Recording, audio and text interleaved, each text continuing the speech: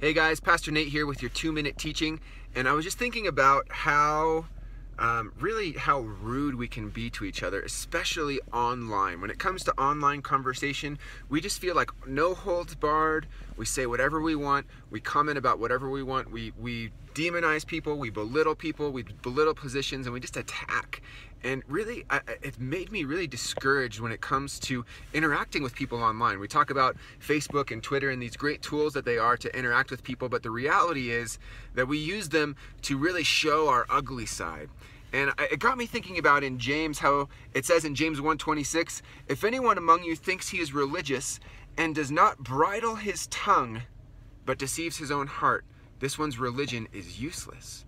And so what James is saying is, man, if you think you have a relationship with God, if you think you're a believer, if you think you're following the Lord, but you can't control your tongue, it's useless.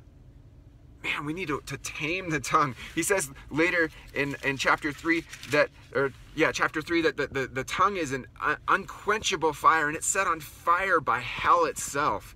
And so, man, the way that we use our tongues, the way that we use our words is important. We really need to be careful about this, guys. And so as you engage in online interaction, especially, make sure that you are using kind words, that your words are seasoned with grace, as Paul the Apostle would say, giving grace to those who hear, that they're meant for edification and exhortation and building other people up rather than tearing them down.